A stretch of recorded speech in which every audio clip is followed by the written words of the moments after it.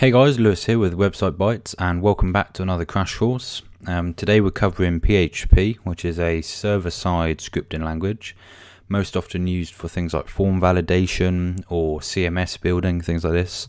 We're not going to cover anything like that in today's tutorial though. We're just going to cover the basics of PHP and the syntax and selection statements, variables, all things like this we're going to cover. And then we'll take a little bit of a look at form validate or form submission at the end and calling variables from form submits. But I'll make another video on that in the future because that can be quite a big topic. So to develop PHP on your local machine, you can't unless you have kind of an emulator. As I said earlier, PHP is a server-side scripting language. And so you'll need to use a program like Xampp here. Xampp essentially simulates a server on your computer so that you can run PHP code in the browser. And if I load up, we've got a localhost on the right. This is our local index file. Let's just, for now, make a h1 tag. That's not gone very well, is it? And then in here, we'll just put test. If we save and refresh this, you can see we're getting a test output there. So we're reading this PHP file. Xampp is compiling it for us and then outputting it so that we can access it at localhost. I'll quickly show you how to set that up. So on my desktop here, I've got a folder called PHP Crash Course, and inside of this folder, I've got an index.php file. So in Xampp, I will show you how to set up for Xampp. If you've got another program, you might have to look elsewhere because this is the only one I'm familiar with. But so to set it up in here, you'll need to go config and then Apache and click this top link here. This should load a text document like this, and you want to scroll down to about midway where you come across this where it says document root and directory, and you want to change both of these file paths here to wherever your file is stored. So in my case, it's PHP Crash Course on the desktop, so D drive, desktop, and then PHP Crash Course. That's the file path, and then just save that, exit out of there, and then click Start next to Apache, and that'll allow you to connect to localhost on the right there. Okay, so let's start looking at where PHP can be included, what the file structure kind of looks like, etc. So to begin with, a PHP file always ends in .php. Okay, so you can see it up the top left here. So on many sites, you'll see the index page, the normal page. You'd occasionally put this as index.html if it's just got HTML code in there. But you can mix HTML and PHP code together quite nicely. And so a lot of the time you'll see it will say index.php because HTML code will run in here, but PHP code won't run in a .html file. So any PHP file, whether it's just got PHP in it or it's mixed in with another language like HTML, always ends in .php. And it can be output, as I said, within HTML. So we'll start off by having a look at something like that. Let's see if Emmet's going to work. It is beautiful. So this is obviously a standard HTML template, right? This is what you'd start any site off with. And inside of this body, we can make an H1 and we can say hello world, right? So if we save and refresh this, that's going to output onto the page as an H1. Fantastic. Now with PHP, whenever you start a PHP script, whether it's just on its own, so without any HTML, or it's nested in within the HTML, you always start it with an open left bracket like this, or an angle bracket, question mark, and then PHP. And then to close it, you close it with another question mark and then a right angle bracket. So we're looking at something like this, okay? And then inside of this is where you can write your PHP code. So inside of here, I'm going to cover these quickly again in a second. So I'm just going to, for now, write out echo. Echo is probably the most simple way to output information from PHP code. Echo can take HTML code in it as well. So if we put in here an H1, hello world, and then we'll close that H1 tag. Save and refresh this, you can now see we've got our normal H1 from our index, or our HTML, And then we've also got our hello world world h1 from our PHP code. So you can see how PHP integrates quite nicely within HTML. And you can also see how it outputs HTML as well. For the rest of this tutorial though, we're just going to be having PHP code in here. So we're just going to have it like this, and it's often known as best practice as well if it's just going to be PHP code in here, which for us it will be because we're just going to be covering PHP stuff. You don't need to put the closing PHP tag, so just begin the file with left angle bracket question mark PHP, and then you can continue to write your code after this. So we'll save that, refresh, we start with a blank document.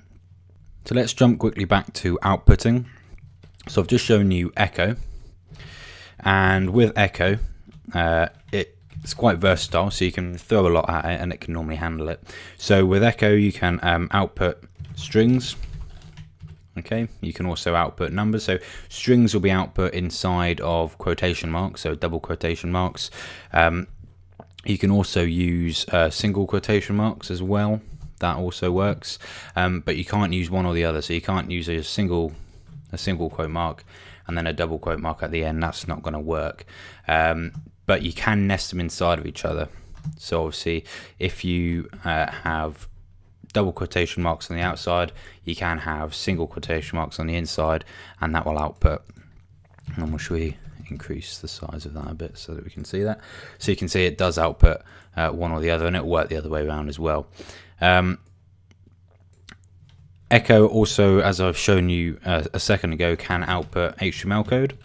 So if we throw an h1 tag in here and say hello world, and then we'll close off the h1 tag, we'll save and refresh, you can see we're now getting h1 tags output within that code. And just to prove as well, if we were to take those h1 tags out, save and refresh, it's going to just be output normally onto the page, and echo will output onto the page wherever it's called. So if you've got already an h1 tag, you can throw the echo inside of that h1 tag within the HTML and it will still output. So we can, if we add an h1 and then PHP echo hello world, close an h1, then it will output inside of that h1 tag as well. So that's nice and handy. The next one is print, and print doesn't really get used a lot anymore. I personally never use it. So I have been printed. Now the difference between that and echo is print doesn't take HTML, so you'll more often see yourself using echo over print. And the last one we're going to cover is Var Dump. Var Dump can be extremely useful. We're going to cover it a little bit later on, but it's especially useful when you're debugging something. So inside of here you can just output strings as normal. We save and refresh. It will output what the string is, but it will also give you a little bit of information about what you're outputting. So in this case it's identified that we're outputting a string of 7 characters, and that string is strings. So this obviously, as I say, can be very useful for when you're debugging things. If something's not quite working right, you can grab the variable, chuck the variable into here and get it to dump it, and then you can see exactly what that variable's got inside of it, what kind of type of variable it is, and so you can distinguish a lot of problems from that. So that's the 3 main ways of output, and as I said, you'll probably only ever use echo and Var Dump. They're the only 2 I ever use, and it seems to work quite nicely. So quickly as well, before we move on to any type of variables or anything like this, we'll cover comments quickly. So a single line comment in PHP is a double /, and this is a comment. And then a multi-line comment would be a /*, and then you can write out some code inside of this, and then you close it with another asterisk and another /. Okay, so if I save and refresh this, you can see we're not going to get anything output, because when it's compiled it recognizes that these are comments, and so it doesn't output them on the page. Right, so we'll move on to variables now. PHP is quite useful and versatile in the sense that the way that you define variables, you don't need to define what type of a variable it is. So I'll show you an example.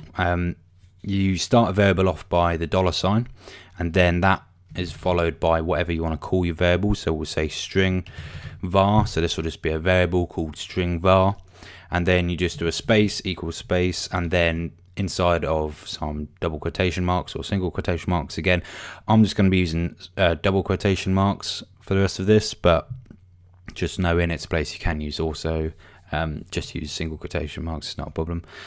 So inside of here you can put whatever you want your string variable to be, right? And we'll just end it with a semicolon there.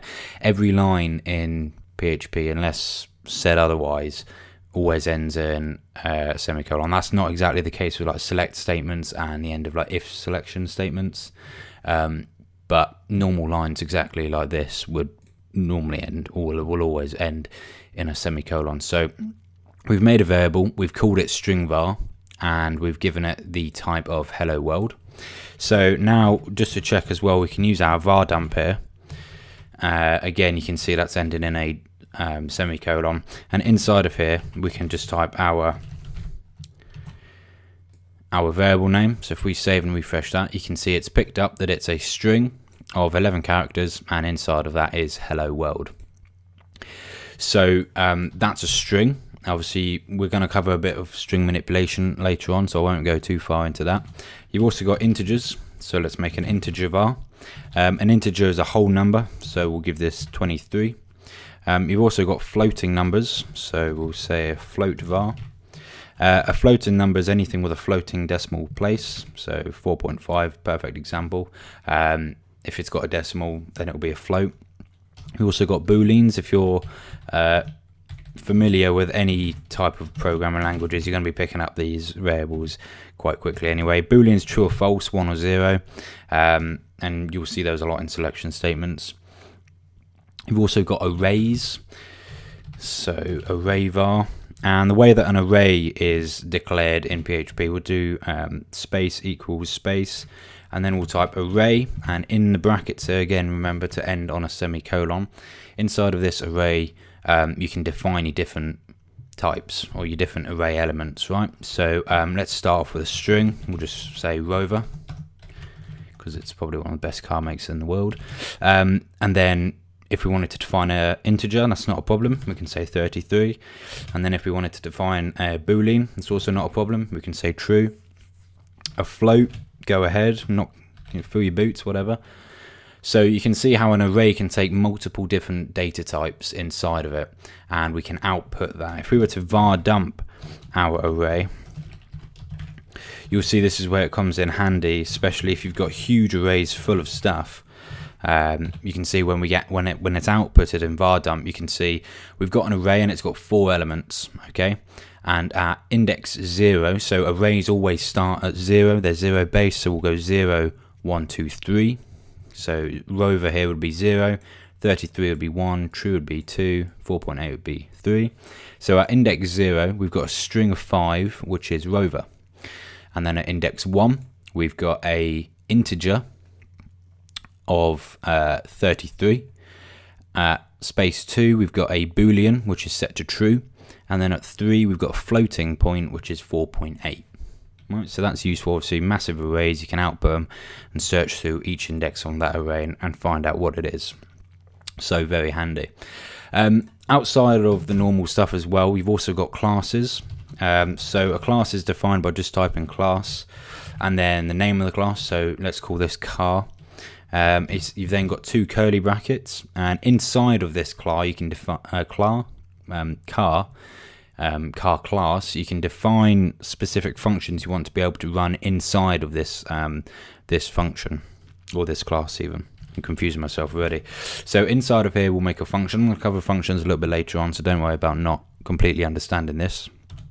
Let's make a function and call it car, and then inside of this car function we'll put 2 brackets on in case we needed to pass any parameters. We'll have 2 curly brackets inside of here, and then we'll reference this class by typing $this. Okay, you'll see this used across a lot of different PHP scripts if you've ever looked into them. This basically looks at its parent, is probably the simplest way of looking at it. So this, we're directly referencing its parent of car, right? So we can say this, and then we can make a little arrow with a hyphen and a right bracket. right angle bracket, and we can say model, and then we can give this model attribute of the class a value. So we'll say Dodge.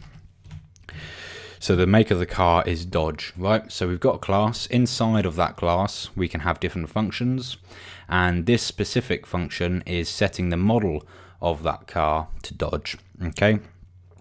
And the way that you assign a variable to this class would be to say, so we'll make a new variable and we'll call it the general, okay? If you've ever seen Dukes of Hazzard, you'll get this. So the general is a 1969 Dodge Charger, right? Okay, so obviously we want to set the model of the general to being Dodge, okay? So we'll say the general, and then we'll say equals new car, okay? So we're now tying this to this class of car. And then if we were to var dump now, so if we say var dump and then dollar the general, little arrow with a hyphen and a right bracket, and then model, we'll save and refresh, and you can see that it's now picking up that it's a string of 5 with the value Dodge. So it's looked at the general, it's seen it's in the class, and it's now looked inside of this function's already been ran, so it's set this model to Dodge. So when we access the general, if we were to just output the general as is, you will see that it's picked up, it's an object of car, and there's one attribute to it at the moment, model, which is Dodge, which is a 5 string of Dodge, okay? So that's class. That's a little tricky. You don't have to fully understand that for this crash course. As I said, this is complete beginners, so don't worry if you don't understand that. That's not a problem. Something to build on in the future. I'm just going to close Steam so that we don't get pop-ups. Now, the last variable we're going to look at is null. So null, you probably won't use a huge amount, to be honest, but null is essentially just null. So instead of setting something to a variable of 0 or false or anything like this, because they are still truly representing values, you can set it to null, so it is literally nothing. And then so obviously you can do checks against it to say if it is null, you can do this, as with anything, but null is just a better placeholder really than saying 0, because 0 in some cases could mean something. So there's that.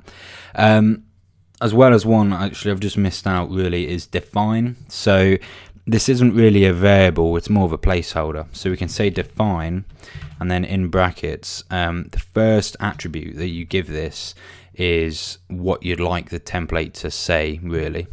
So in here, if we just say welcome, okay, and then you can put a comma, and after this is going to be what you want to be called when welcome is echoed or output or something somewhere.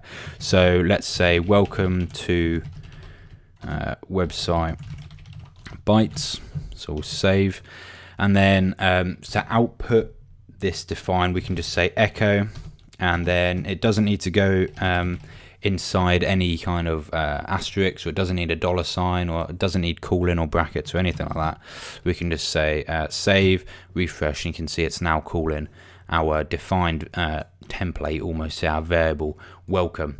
It's been defined up the top. So this is useful probably if you've got a content management system or a page builder, something like this, where you've got a lot of variables coming in. You can define each one to a more standardized kind of English variable name inside of the file, and then keep it all shorthand in the back end. But that's a bit complicated for this tutorial, so we'll leave it at that for now.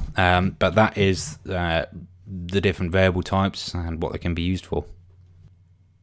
Okay, so let's look at some operands and logic and stuff with numbers. The first thing that we're going to have a look at is obviously probably going to be the easiest one, addition. So let's make two numbers. We'll say num1, we'll give this a value of 3, and we'll have num2, and we'll give this a value of 6. Okay, if we save and refresh, we're not going to get anything output yet because we're not telling it to output anything. So we'll just write an echo statement here, and we'll say $num1 plus, and then $num2. Now if we save and refresh, you can see we'll be an output 9. So it's taken 6, it's taken 3, it's adding them together in our echo statement here, and it's outputting them. You can also do minus, you can also do times, which is a asterisk. You can do divide, which is a /, and you can also do modulus as well, which is a percentage, and exponent, which is a double asterisk. So there's some quite good stuff you can do with that. Obviously, if you're throwing these numbers into functions, then there's a lot more you can do because you can run it through multiple different times, but just in a single line, they're the 6 main ones that you can do. So let's take a look at some shorthand for this, because obviously you don't really want to go through every time and say, you don't want to say num1 equals num1 plus num2 if you were trying to set it to a variable. So there are quicker ways to do it, and just for the sake of being quick, let's also rename them. So we've got X and we've got Y. So now if we wanted to have X hold the value of our addition here, so instead of just echoing out the answer, we want to set it to a variable, right? Then we can say $x, and then we can say, if we were to just say equals $y, then what would happen is it would take the value from variable Y and it'll assign it onto the variable X. Then when we output X, we're going to get 6 because it's just assigned the value. But if we wanted to add 6 onto 3, then just in front of the equals mark we can do a plus sign, and so now if we just output X here, if we save and refresh, you can see we're going to get 9 again because it's taken the value of Y and it's added it because of this plus symbol in front of the equal marks there. It's added it onto variable X, so we can output it. This works again with minus, asterisk for times. You can divide it, and you can also do modulus in front of this as well. So very, very handy stuff, and it's a lot quicker than instead, because the other conventional way if you were to do this would be to say X equals and then X plus Y, which you can see can get a little tedious, although in this example it's not incredibly bad, but it's not great. It's always good to try and be as efficient as possible. Okay, so let's quickly move on to some comparison. So comparison is a lot of the time used in selection statements like ifs and else, whiles, fors.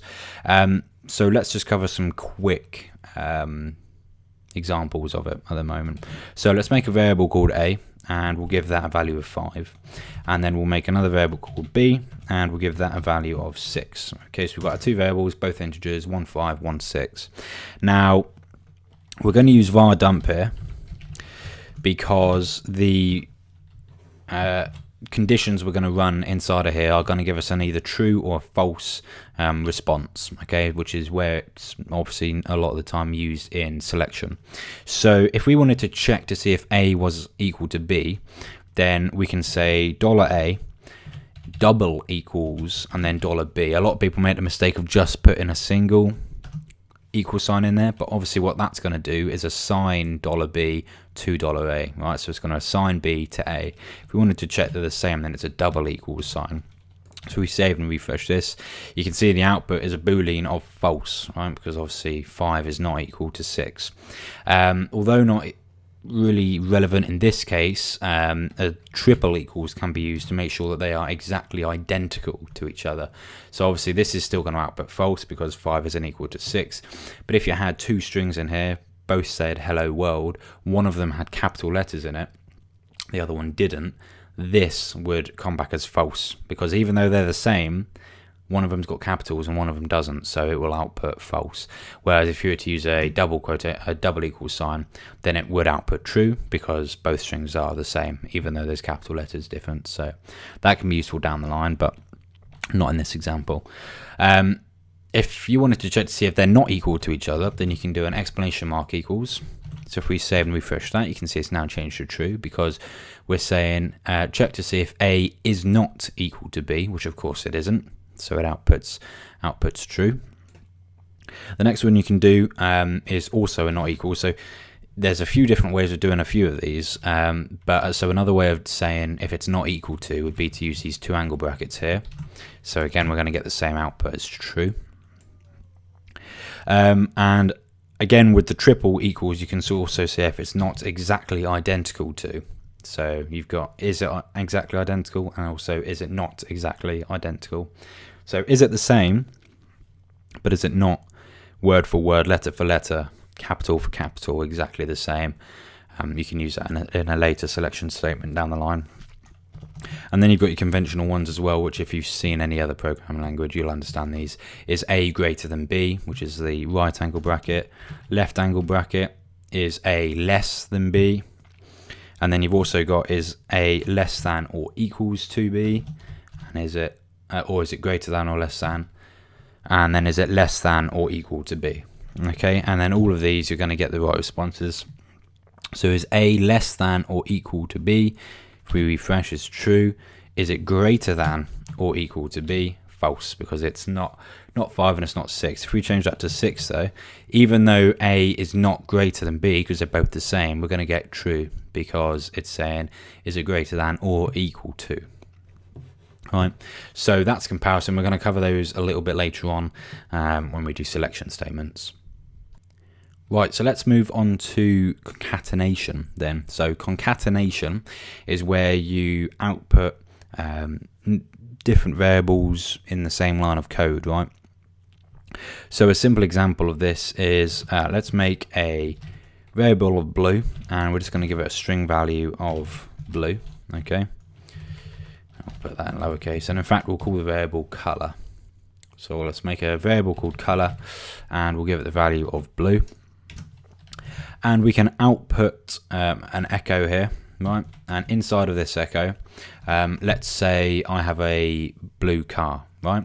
So there's two different ways you can do this. So if you can start it with your double quotation mark, and you can say I have a, and then end the quotation mark.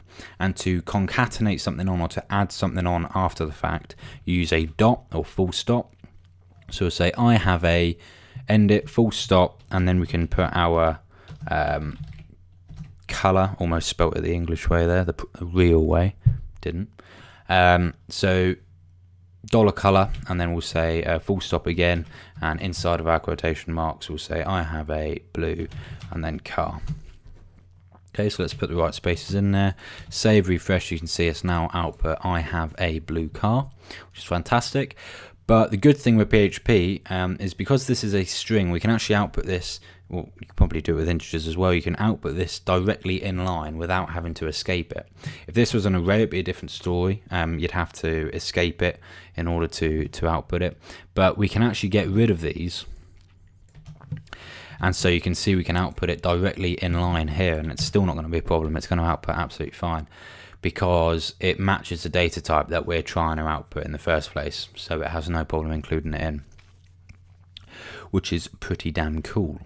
So let's look at another example. So let's say string 1, and we'll set this to hello with a space after it, and then let's make string 2, and we'll say world, full stop. Okay, now we can output these one at a time. So if we say output and then string 1, save, see hello, output string 2, save, we get world.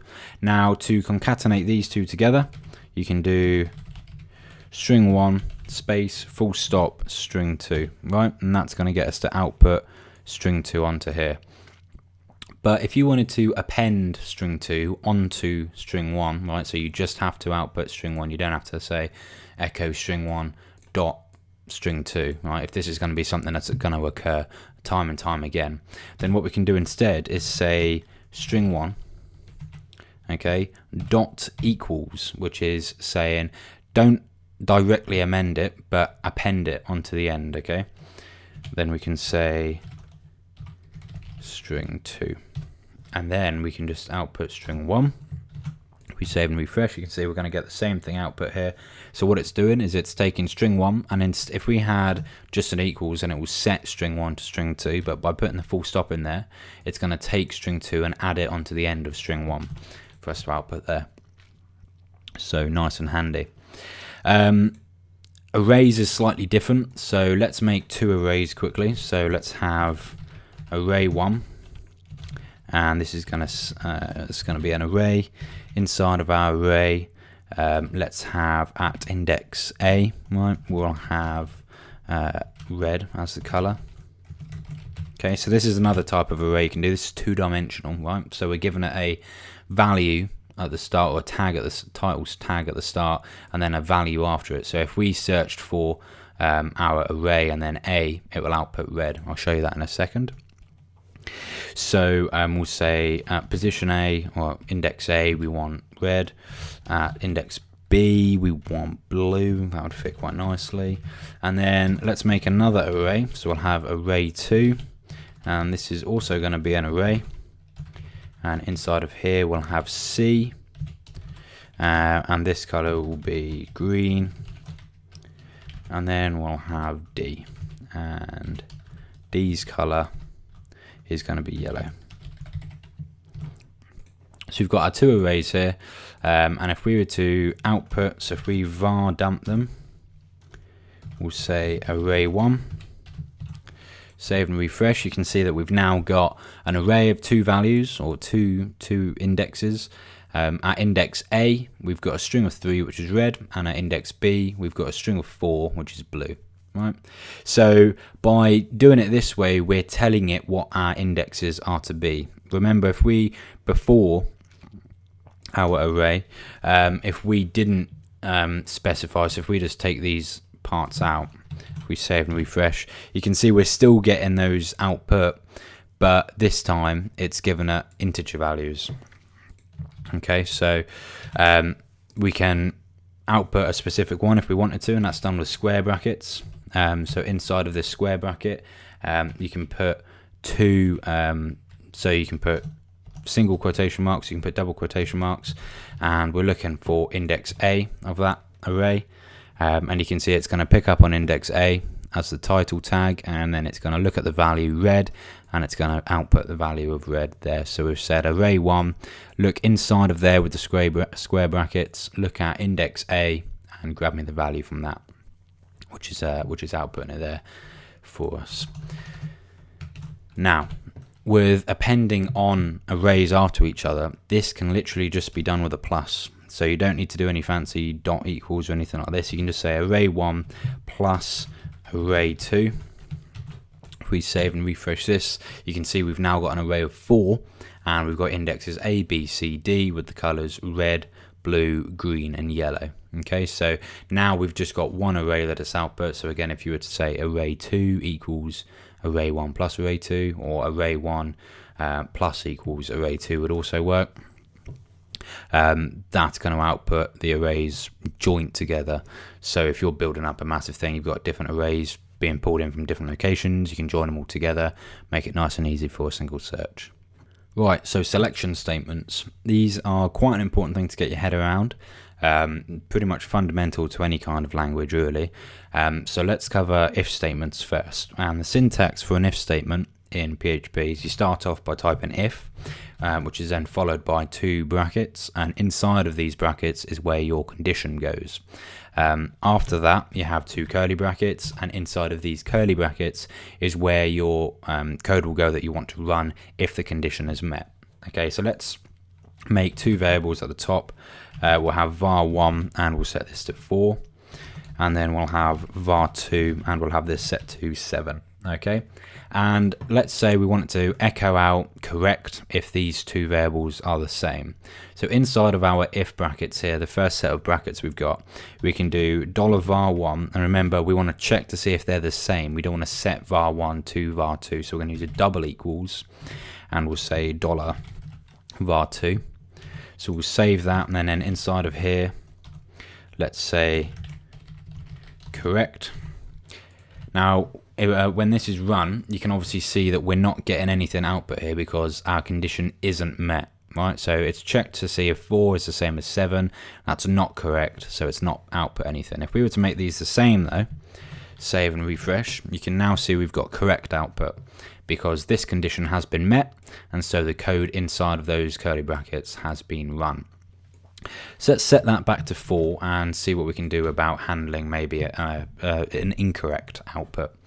So after this second curly bracket here, we can type else, and followed by 2 more curly brackets, and then inside of here we can say what to happen if our if statement isn't met, if our condition isn't met. So if var1 isn't equal to var2, then output this instead.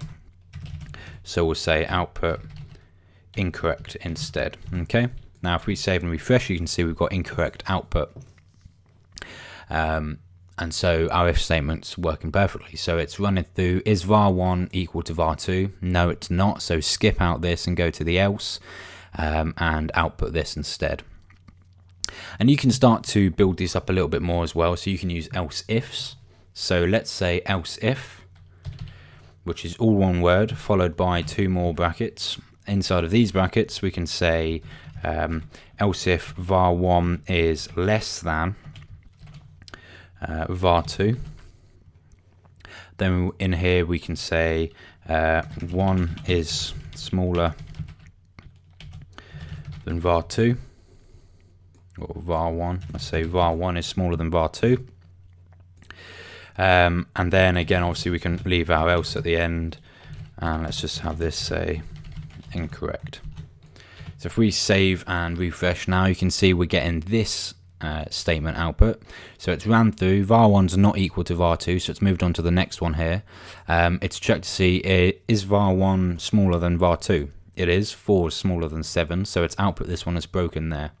Right, so if we change that to 8, so var1 is no longer smaller than var2, save and refresh, you can see we're getting incorrect output because it's always fallen back to our else there. So you don't always have to have an else, but sometimes it can be useful to make sure that you've always got or kind of a default to fall back to, should you incur any kind of an issue. Then an else statement will catch basically anything that doesn't meet any of the conditions above. So nice and handy. Now with if statements, obviously doing one comparison is good, but sometimes you want to make sure that you're doing a few comparisons at the same time if you want quite a specific condition to be met before something's output. So let's make an if statement. And inside of our brackets, let's say if var1 is equal to 4, so let's set this back to 4. Okay, and then we can say after this, if we want to say if var1 is equal to var2, if var1 is equal to 4, sorry, and then if var2 is equal to var7, output this. Right, so we can say is var1 equal to 4, and is var2 equal to 7? If it is, then output correct. Right, make sure you keep your tabs neat as well. Always got to make sure that stays in check. So you can see we've got correct being output because it's checked this one first. It said is var1 equal to 4, so I'm confusing myself now. And is var2 equal to 7? Then if both of these conditions are met, then it's output this. And can also be replaced with 2 and symbols like this. And you've also got or as well. So is var1 equal to 4, or, and then we'll just change this, is var2 equal to 8? Let's save and refresh, and you can see we're still getting correct output because it's checked this one. var1 is equal to 4, but it doesn't really care that var2 doesn't equal var8, 8 even. Jesus Christ, I've chosen the worst variable names here. Because at least one of these is correct, right? So it'll output. This can also be replaced with 2 straight lines like this, so you can kind of mix it up between you there. And you've also got an exclusive or as well, and an exclusive or basically says either one or the other has to be correct. If both of them are correct, then it's not going to output correctly. Okay, so in this case, if we save and refresh, you can see we're getting output. We're getting correct output because var1 is equal to 4 and var2 is equal to 8, right? So this one's incorrect, this one's correct. So you've got 1 correct, 1 incorrect. But if we now change this to 7, so both of our conditions are going to be true at this point. var1 is 4, var2 is 7. And we refresh, you can see our if statement's not going to output anything because it wants either var1 to be correct or var2 to be correct. Okay, instead of outputting both of them. And this is a case, obviously you can add on else ifs in here, and you can add on just else's, so you can really run wild with if statements, but they are a huge part of programming just in general really, so it's good to get the logic behind that down to a T. So let's look at a little bit more of a refined if statement, I want to say. It's called a select case.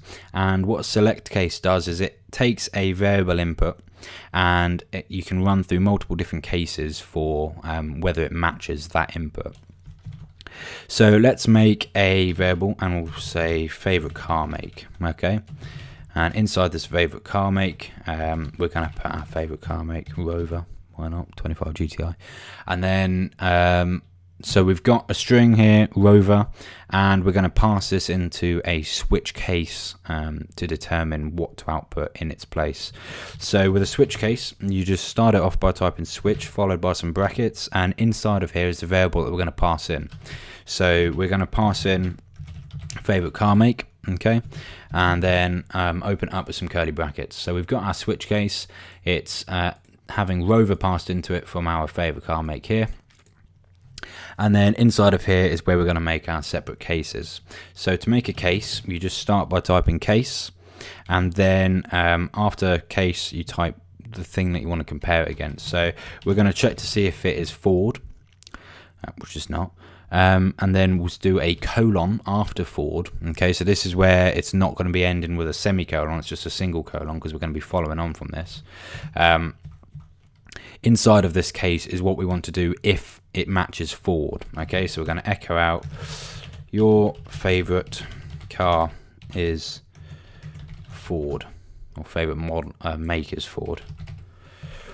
Okay, and then after a case, if once it hits it, if it was Ford, it runs through this, it finds Ford, it hits that, and it outputs this. Fantastic.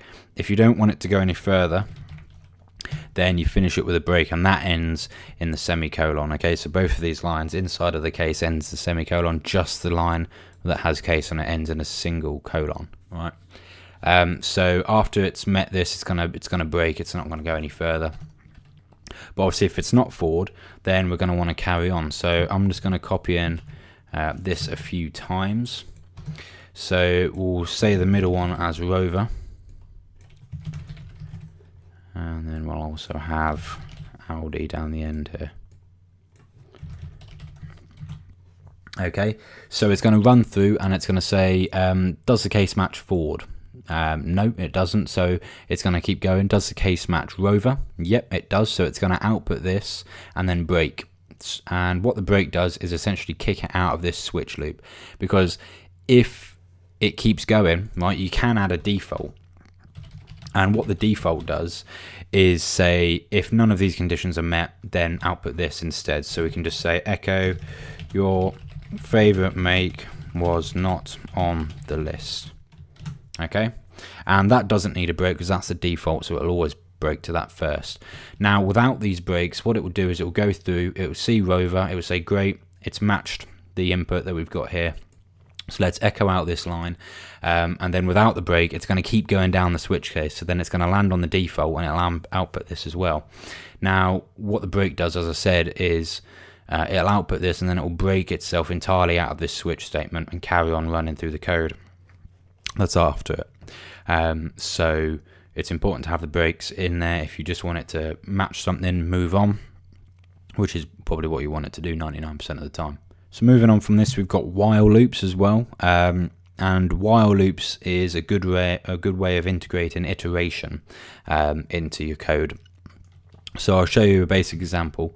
Let's make a variable called x, and we'll give it an integer value of 0. Now with a while loop, it's pretty much the same syntax. We'll start it off by saying while this time though, and we'll open up some brackets and then some curly brackets. And inside of this first set of brackets, again, is going to be our condition. So we're going to say while x is less than 5, run whatever's in here. So inside of here, we can say echo, and then x is now, and then I'll use a pretty nifty little technique of addition.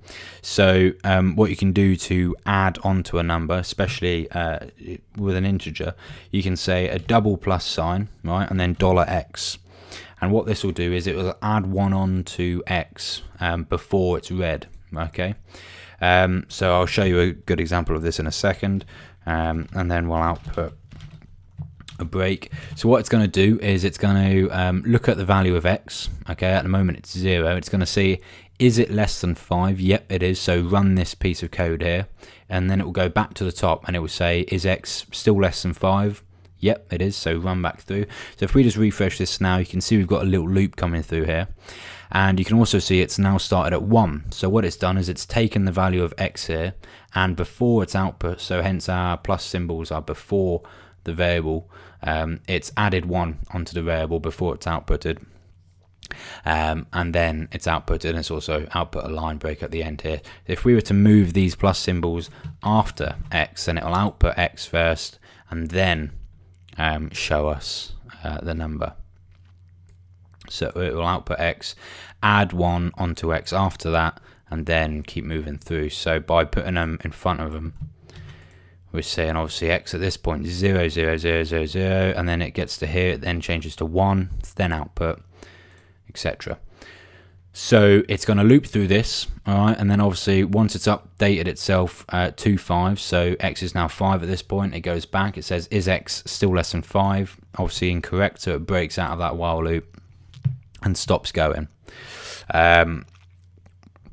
So that's a while loop. Obviously the problem with a while loop though is that you don't, if the condition's met already, then you'll never have the code run, right? So this is where a do while comes in. So a do while starts off with do here, and then it actually starts off with its curly braces first. You don't even write the condition until after.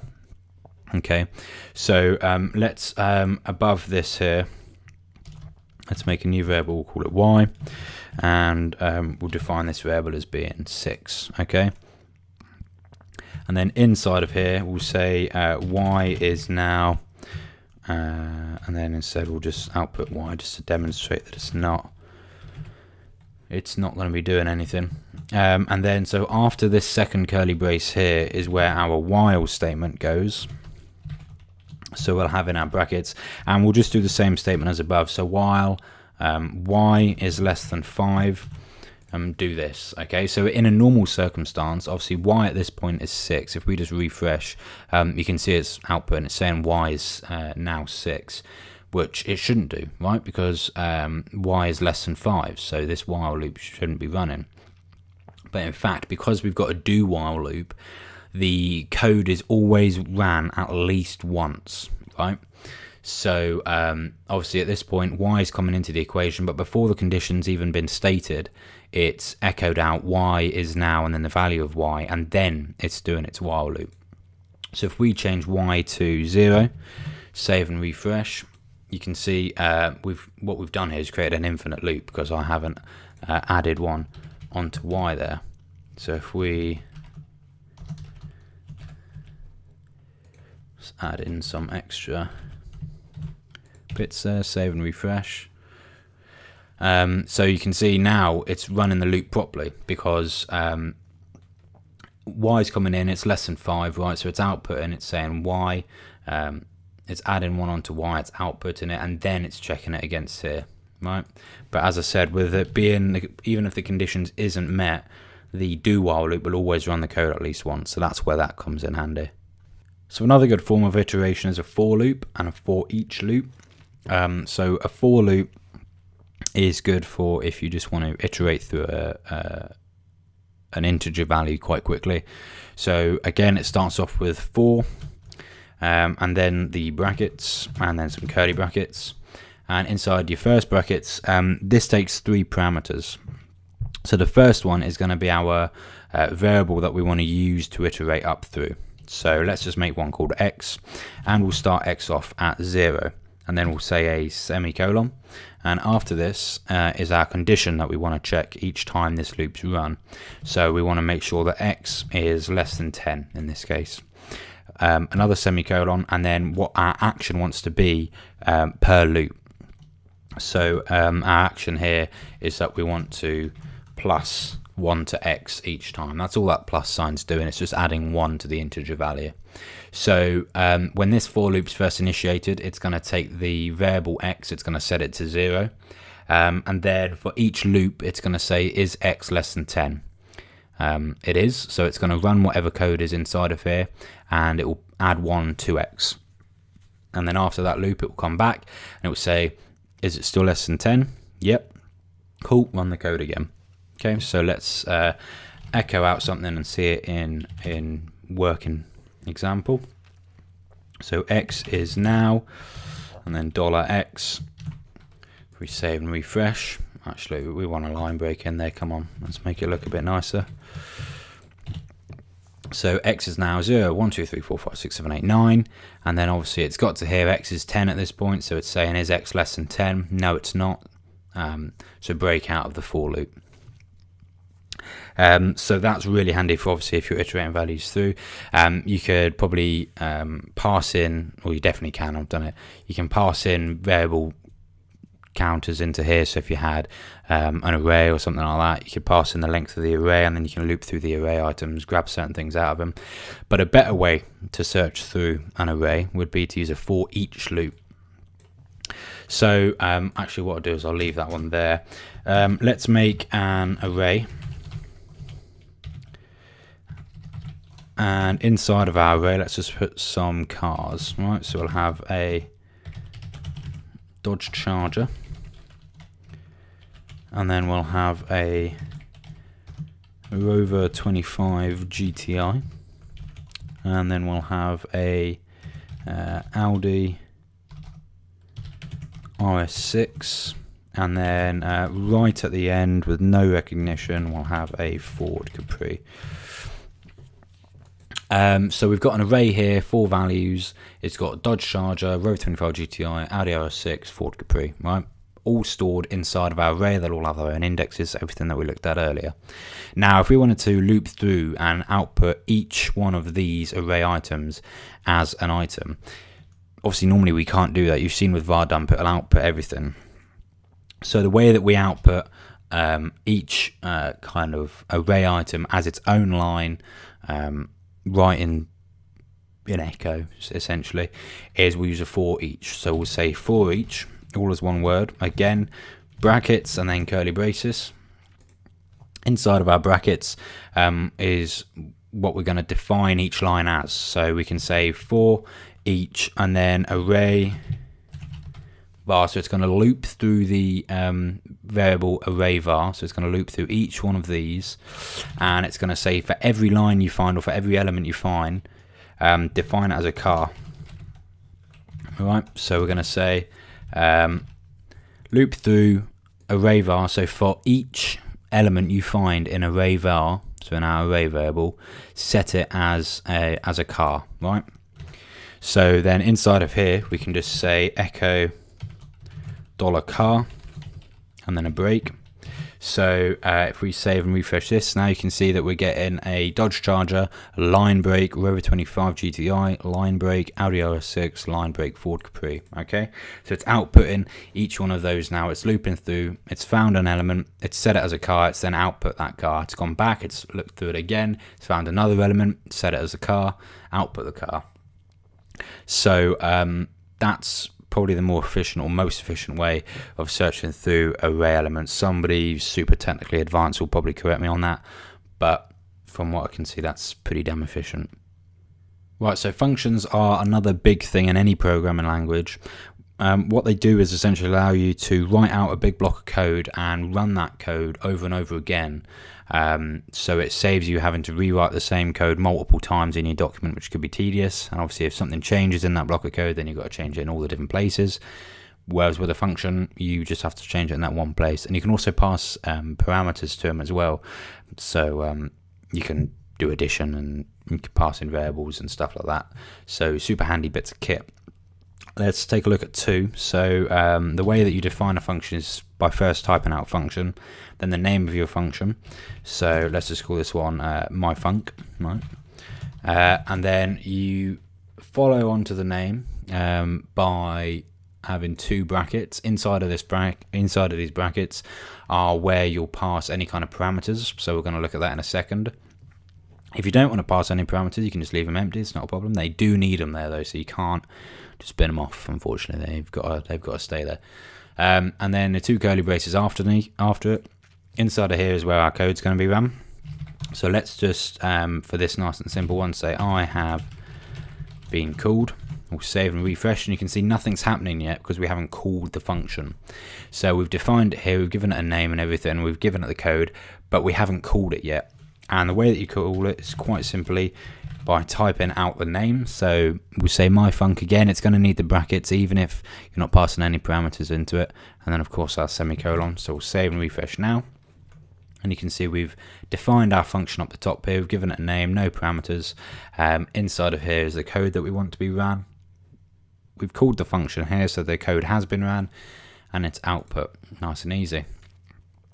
Now obviously, as I've said, you can pass parameters here, so let's make a nice and simple one just to demonstrate this, called add. Right, so it's going to take two numbers and it's going to add them together, and inside of these brackets now we're going to define two variables that we want to add. Okay, so we can say num1 and then a comma, and then we can define a second variable, so we'll say num2. Okay, so we've defined two variables or two parameters that are going to be passed inside of this, so it's expecting one number to come through and it's expecting a second number to come through here.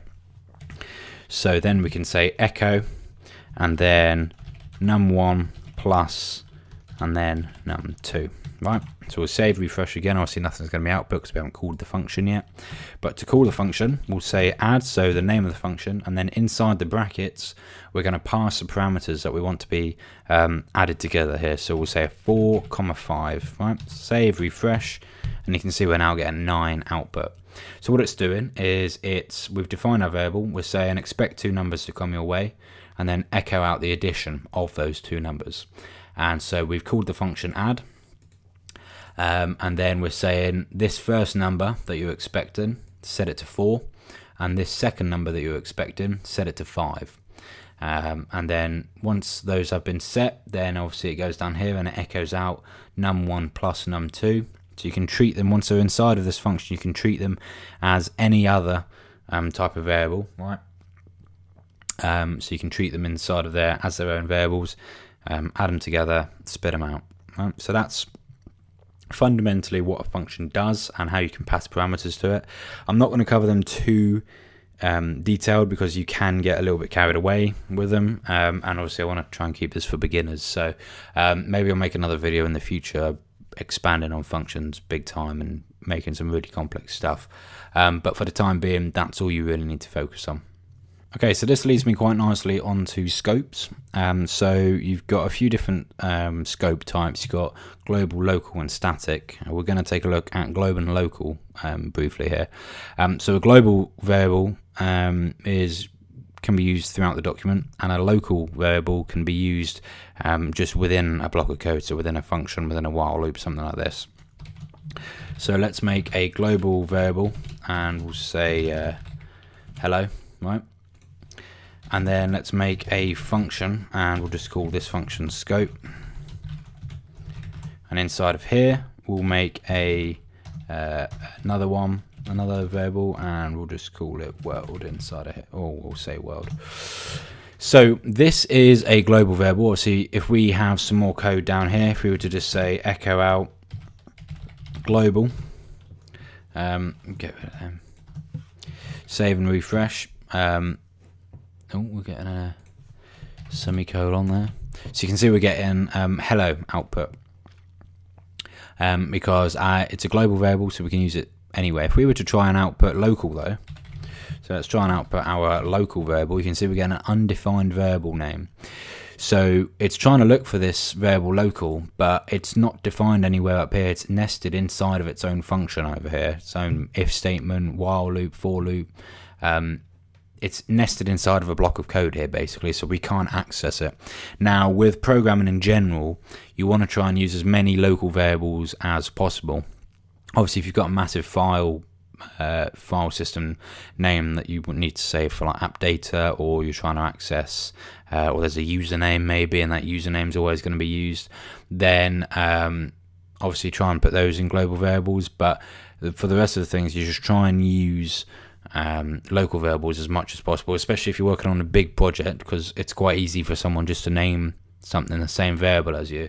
And obviously if down here I redefined global without realizing it was already defined up here, then any other code that uses this version of the variable is going to break because I've redefined it, I've given it a new variable. Whereas if I had a function and I had declared it again, if I declared it as a local variable again in here, then it's not going to be a problem. It can be used, it won't be overwritten. So it's important to keep tabs on that, but try and use local variables as much as possible.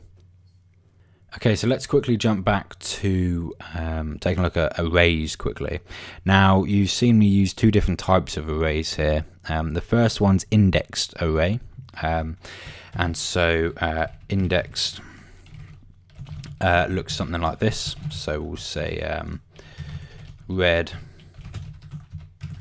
blue, green. Okay, that's an indexed array. And then there's also associative. I'm just going to say asso, and inside of here this looks a little something like, let's give this a practical example. So let's put some names in here. Let's say Steve, let's give him an age of 40. Steve's kind of a 40 kind of name. Let's also say Matt. Matt's a younger kind of name, so let's go with 24. And then Kate, how old do we think Kate is? Let's go 27 on Kate. So that's an associative array where we define the index that we want to keep something at, and we've given it value afterwards. Obviously each of them is going to be useful for different things, so let's go through indexed first. Now with indexed, obviously as I said, they start at 0 with the indexed. So we can say echo out my favorite color is, and then inside of here we can just say dollar index square brackets, and then inside of here we can say an index number that we want to access. So my favorite color is blue, so we'll say 1, because remember it starts at 0, so we go 0, 1, and then 2. So if we save and refresh this, you can see my favorite color is blue, and if we change this to 0, so we're looking at index 0 now, which is a red, it's red, and then obviously 2 is going to be looking at 3, so we've got green output there. So you can access them with the indexes there, and you can also do some other kind of cool stuff with it. I guess you can get the length of the array, so you can say let's make a variable called array length, and to count the amount of numbers or elements or whatever it is inside of there, just bang it in a count, right? So we're saying make a variable called array length, and then run this function count inside of these brackets, put the array itself, so our indexed array, and then that will count the amount of items in that and set it to array length. You can also sort, so if we sort index, what that will do is sort these out in alphabetical order, and then you've also got rsort, which is a reverse sort, so it will sort them in alphabetical order backwards. Okay.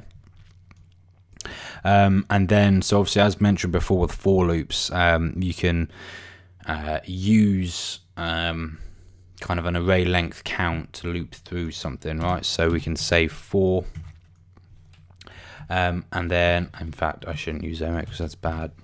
We should, so we'll say x, let's set that to 0, and then we'll say while x is less than, and then obviously we've counted up our indexed array here, so we can just use that variable array length, and then every time add 1 onto x, and we'll go out of it in here. So it will start x off at 0, and then while x is less than the array length, output this code in here, right? And just to make a good example of that, obviously we're starting x off at 0, so we can output and then indexed, and we can say x in here, and then let's just add in a line break after it so it looks a bit neater. If we save and refresh that, you can see we're getting output. Oh, let's just, where's that? you can see we're getting red, green, and then blue. And obviously we've reverse sorted these, so that's not, this here isn't the order that they were put into the array, but we've sorted it. So if we just sort it normally without reversing it, save and refresh, you can see we get blue, green, and then red in alphabetical order. So it's setting x to 0. It's saying, is it less than the array length? No, it's not. So add 1, and then on the way back round, add 1 to it. But in the meantime, output the code below. So we're looking at indexed our array index, and obviously we're looking at the place of x in the index. Okay, so x at this point is 0, so we're looking at index 0 of that array, which is red, and then as it loops back through, x becomes 1, so we're then looking at index 1 of that array. Loop back through, it's becoming 2, so we look at place 2 in that array, or place 3. So that's some cool stuff that you can do with indexed arrays, nice and handy. With associative arrays, sometimes otherwise in other languages known as two-dimensional arrays, it's getting late, arrays, you can use them to make more sense or to tie information together quite nicely. So in this case, obviously we've got age, the age of some people. So let's just change this to age, be a bit better. So we've got a variable of age, we've given array value, and we've got 3 elements in it here. We've got our index Steve, a value of 40, our index Matt, a value of 24, and our index Kate, a value of 27. So to output something like this, let's output Matt is, and then we'll append on, we can say $age, right? And then inside of the square brackets, we can reference Matt, okay? And then we can say years old. So Matt is, and then look up Matt in the age array, grab the value, which is going to be 24. So if we refresh, you can see Matt is 24 years old. So what it's done, Matt is, we've then concatenated on the age array, and then we're pulling the value at index Matt, and then we've concatenated on years old at the end there. With sorting, its syntax is a little different. It's a sort, so associative sort, and then AR sort for a reverse associative array sort. And for the for loop for this one, let's change it up a bit. Let's go with a for each. So for each age, so we're looping through the age here as person, right? We want to get the person underscore value. Now we haven't set that up, right? But what it's doing is it's going to loop through the age array. For each element it finds, it's going to define it as a person. But we want the person to be set to the person value, right? So we also want to get the, so the underscore value is referring to the value that's held at that position. So to make a practical example of it, we can say $person. So obviously first element it comes across, it's going to pick up the tag or the title as being the person.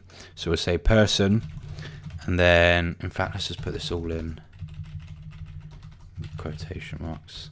Person is, and then person value years old. So if we save and refresh, essentially let's add a line break again. Keep forgetting to do that. Looks ugly.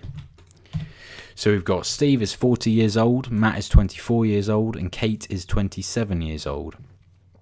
So we've got the age array. For each element it finds, it's going to define it as a person, and we also want to grab the value of whatever is tied to that person tag or that person index, and then we're going to output the person name that it's come across, is, and then the person value. So whatever value is stored at that position, it's going to also output.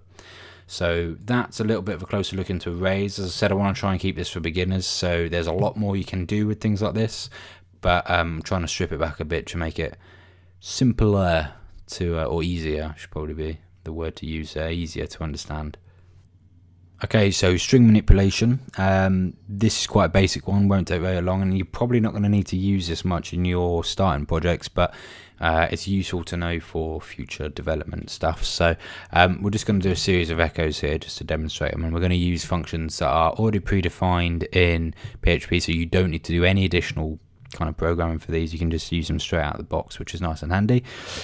So they all start with str, short for string. First one we'll look at is str length, which is the string length, and this is just going to count for us the length of our string in characters. So 11, 1, 2, 3, 4, 5, 6, 1, 2, 3, 4, 5, which gives us 11. If you wanted to know the word count though, you can do underscore word underscore count. That's going to tell you how many words are in the string. If you don't want to know the whole character count. You've also got string rev, which is going to reverse the string for us, which is probably not too useful for most stuff. Can be useful for some other stuff though. You've got strpos, which is going to give us the position of a specific word or character inside of that string. So we can say give us a position of world inside of that string. So character 6 is where it starts. So 1, 2, 3, 4, 5, 6, and then we've got the start of world.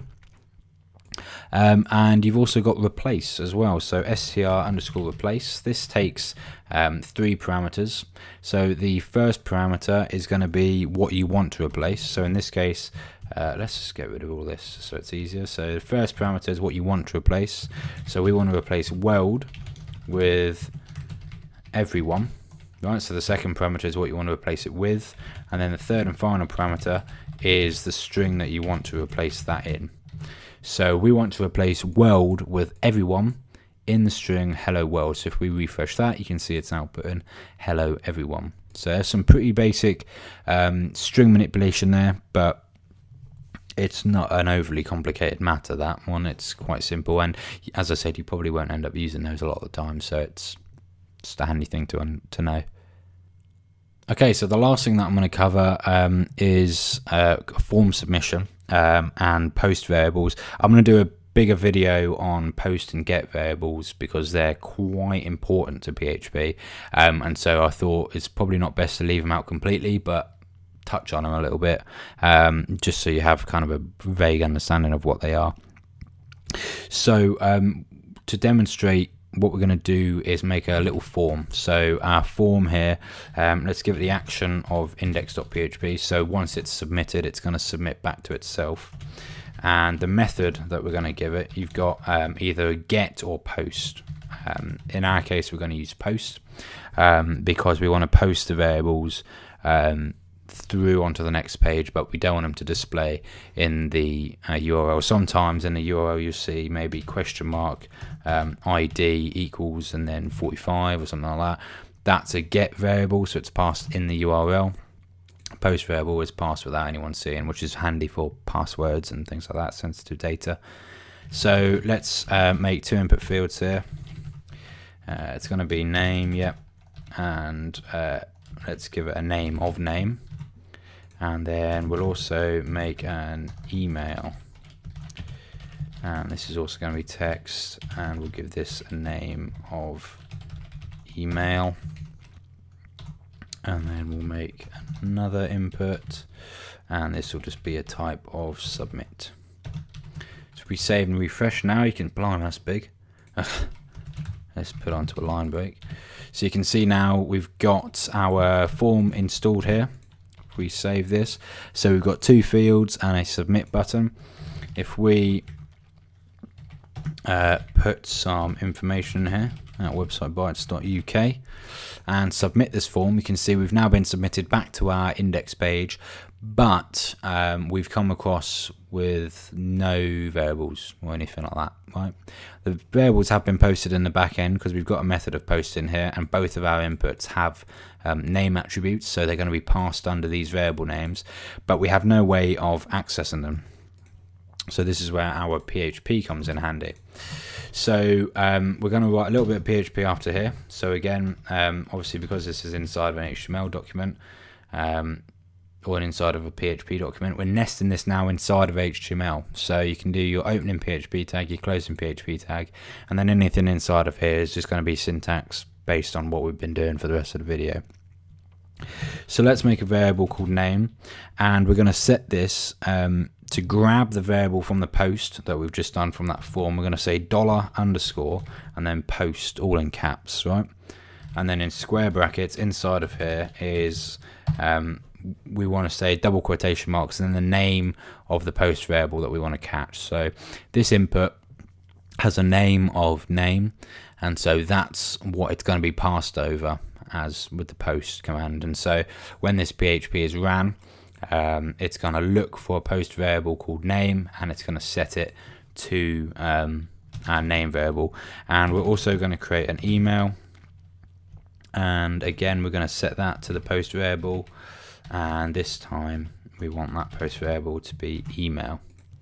And then in here we'll just say output hello name is your email.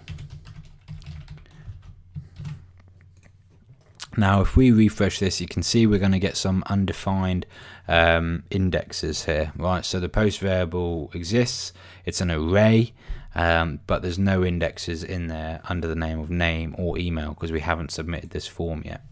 If we were to submit this form, so Lewis and then info@websitebytes.uk, submit, you can see now that those post variables have been filled in. We've got hello Lewis is your email, info@websitebytes.uk. So that's a very, very basic form handle. As I said, I'm going to make a bigger, better video on that, and we'll make some really nice complex forms, and it'll all be beautiful and really nerdy. So that'll be great. That's coming in the future.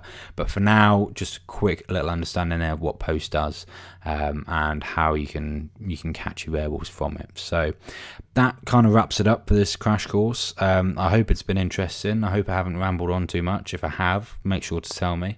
But that kind of wraps it up for all our crash courses at the moment as well. So we'll be doing more in the future for Bootstrap, kind of things like that. But we're now going to start moving on to some development projects, so like building a website up from scratch, things like this. So make sure if you're not subscribed already to subscribe for things like that, especially if you want to learn how to code. So I'm going to try and aim to bring it from the ground up for a lot of people. So click that subscribe button, and then yeah, any questions, there's my email. If you want to shoot me over an email, info@websitebytes.uk. I'll be happy to answer any questions. So thanks a lot for coming along and checking out the video. Hope it has helped, and hopefully I'll see you in one shortly. Thank you. Goodbye.